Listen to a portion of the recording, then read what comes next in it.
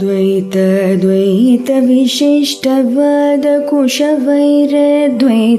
भकृर्चितं सार विचार चारु मनसं संखावतं वल्लभम् स्वाप्तानाप्त समस्त जीव सदयं ज्ञानाश्रयमाश्रयम् स्वाप्तानाप्त समस्त जीव सदयं ज्ञानाश्रयमाश्रयम् वन्दे द्वैतगुरुं जगतां धीशङ्करं शङ्करम् वन्दे द्वैतगुरुं जगतां धीशङ्करं शङ्करम्।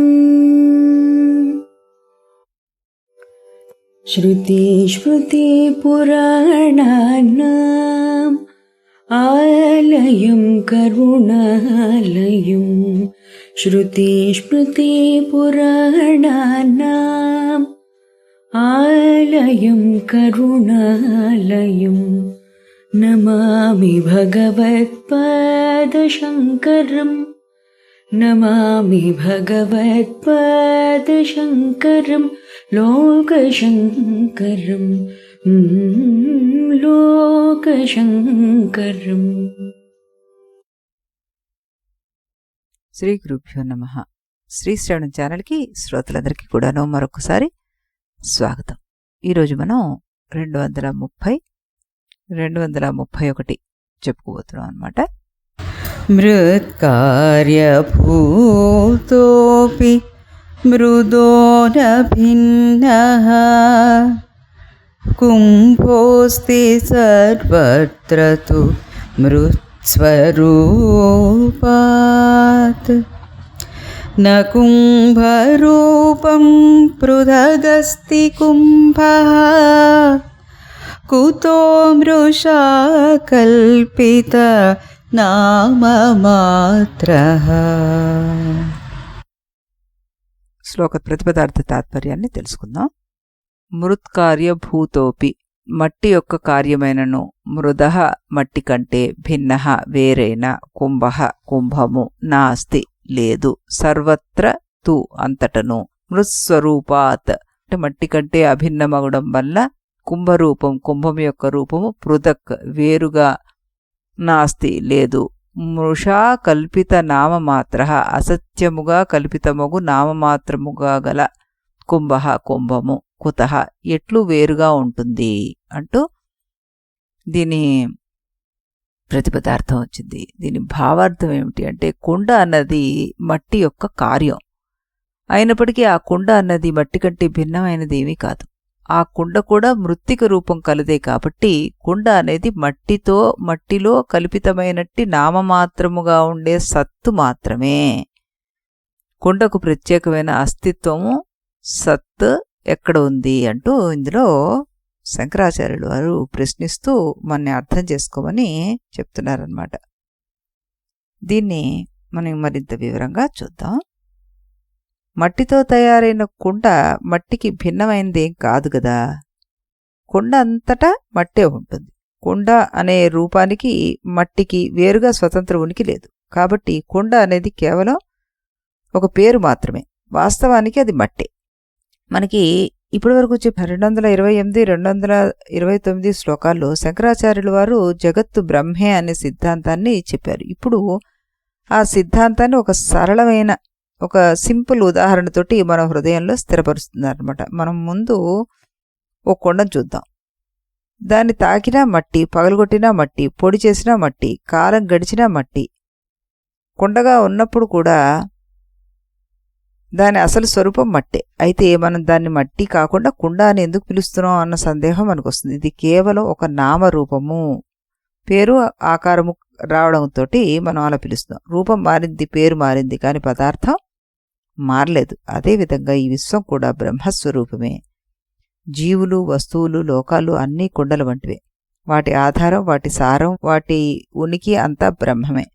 అందువల్ల జ్ఞాని దృష్టిలో జగత్ అనేది బ్రహ్మానికి భిన్నమైన రెండవ వస్తువు కాదు.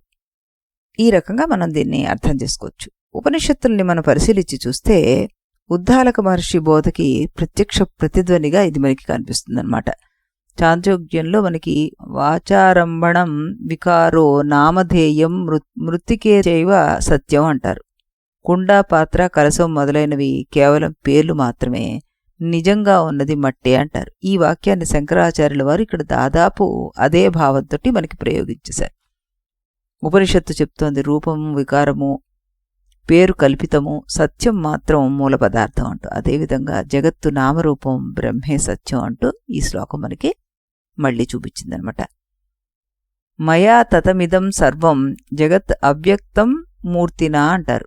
ఈ జగత్తంతా నాతోనే నిండి ఉంది అంటారు. కుండలో మట్టి నిండినట్లుగానే విశ్వం అంతా బ్రహ్మ చైతన్యంలో నిండిపోయిందంటారు భగవద్గీతలో 9వ అధ్యాయంలో శ్రీకృష్ణ పరమాత్మ.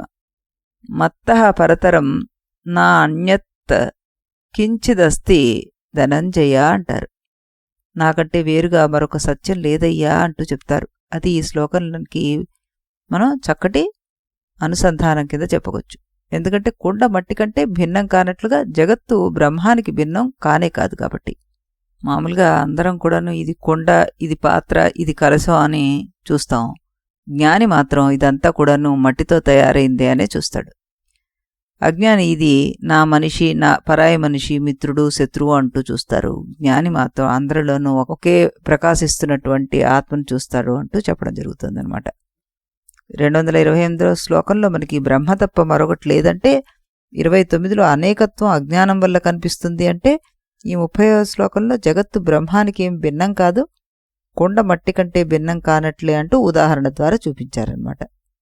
మనం ఇప్పుడు దీని తర్వాత శ్లోకాన్ని కూడా వినేద్దాం. కేనాపి మృద్భిన్నతయా స్వరూపం ఘటస్య సందర్శయితుం న శక్యతే అతో ఘటః కల్పిత ఏవ మోహాత్ మృదేవ సత్యం పరమార్థరూపం.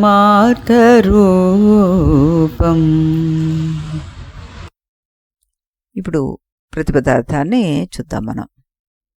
కేనాపి ఏ పురుషుని చేతనైనను లేదా బ్రహ్మచేత కూడా అని అర్థం. ఘటస్య ఘటం యొక్క, స్వరూపం స్వరూపము, మృద్భిన్నతయా మట్టి కంటే భిన్నముగా, సందర్శయితుం చూపించడానికి, నా శక్యతే సఖ్యం కాదు, అతః ఆ కారణం వల్ల, ఘటం ఘటము, మోహాత్ అజ్ఞానం వల్ల, భిన్నతయా వేరుగా, కల్పిత ఏవ కల్పింపబడినది మాత్రమే, మృదేవ మట్టి మాత్రమే, సత్యం నిజమైనది, పరమార్థభూతం ఘటం ఘటం యొక్క ముఖ్య అర్థము. మృత్తికత్యేవ సత్యం అనే శృతిని అనుసరించి వచ్చింది అంటూ ఇందులో పుల్లెల వారు చెప్తున్నారనమాట. ఇప్పుడు దీనికి తాత్పర్యాన్ని కూడా చూద్దాం మనం. మట్టికి భిన్నంగా మట్టి అనేది లేకుండా ఘటం యొక్క స్వరూపం మనకు కనిపించదు. అందుచేత ఘటం అనేది మోహం వల్ల కల్పింపబడింది. యథార్థానికి తత్వస్వరూపంలో ఉన్నది మృత్తికే తప్ప ఘటం కాదు అంటున్నారు ఇక్కడ. మట్టి లేకుండా అంటే మట్టికి భిన్నంగా కుండను తయారు చేసి చూపించాలంటే ఎవరికి సాధ్యం అవుతుంది చెప్పండి. కాబట్టి కుండ అనేది అజ్ఞానం వల్ల కల్పింపబడిన ఒక నామరూపం మాత్రమే. వాస్తవానికి అక్కడ ఉన్న సత్యం ఏమిటి అంటే మట్టే అని అర్థం చేసుకోవాలి దీంట్లో. అంటే ఇక్కడ కుండ మట్టికి భిన్నం కాదు అని ఇందులో కూడా మనకి సూచిస్తున్నారనమాట. ఈ మనం ఒక కుండను ముందుంచి ఎవరినైనా ఈ కుండలోంచి మట్టిని తీసేసి కుండను మాత్రమే చూపించు అంటే సాధ్యం అవుతుందా? మరి కుండలో కనిపించేదే మట్టే, దాని బరువు మట్టే, దాని స్పర్శ మట్టే, దాని ఉనికి మట్టే. మట్టిని తొలగిస్తే కుండ అనే వస్తువు ఎక్కడా మనకి మిగలదు. అంటే కుండ అనేది స్వతంత్ర సత్యము కాదు, అది కేవలం ఒక పేరు, ఒక ఆకారం. సత్యం మాత్రం మట్టే. ఇప్పుడు ఇదే విషయాన్ని జగత్తుకు వర్తింపచేస్తే ఈ ప్రపంచంలో కనిపించే ప్రతి వస్తువులోనూ బ్రహ్మస్వరూపాన్ని తీసేసి ఆ వస్తువును మాత్రమే చూపించగలమా మనము అంటే, జీవుల్లో చైతన్యాన్ని తీసేస్తే మరి జీవుడెక్కడ? ప్రపంచంలో సత్తును తీసేస్తే ప్రపంచమేది? అందువల్ల జగత్తు బ్రహ్మానికి భిన్నమైన వస్తువు ఏమీ కాదు. జగత్ అనేది బ్రహ్మపైన అజ్ఞానం వల్ల ఆరోపింపబడిన నామరూప ప్రపంచం. అందుకే కృష్ణ భగవానుడు మనకి ఎప్పుడూ చెప్తున్న శ్లోకంలో నా అసతో విద్యతే భావో నా భావో విద్యతే సతః అంటారు. అసత్యానికి ఉనికి లేదు, సత్యానికి లేమే లేదు, కుండకు స్వతంత్ర ఉనికి లేదు, మట్టికి మాత్రం ఎప్పుడూ ఉనికి ఉండనే ఉంది. అలాగే జగత్తుకు స్వతంత్ర సత్యత్వం లేదు, బ్రహ్మానికి మాత్రం నిత్య సత్యత్వం ఉంది అంటూ మనం అర్థం చేసుకోవాలి. ఈ రకంగా మనం ఈ 2 శ్లోకాలని చెప్పుకోవడం జరిగింది. రేపు మళ్ళీ మనం మరో 2 శ్లోకాలతోటి ఇదే ఛానల్లో ఇదే సమయానికి కలుద్దాం. అంతవరకు సెలవు. इति गुरुवाक्यम् इति गुरुवाक्यं विधि वेदान्तं विदितारकमिति ब्रह्ममु इति गुरुवाक्यं विधि वेदान्तं विदितारकमिति ब्रह्ममु इति मोदलिदि नडुमिदि तुदि తెలిసినవాడెవడుగా ఇది మొదలిది నడుమిది తుది తెలిసినవాడెవడుగా ఇది గురువాక్యం విధి వేదాంతం విదితారకమితి బ్రహ్మము ఇది గురువాక్యం.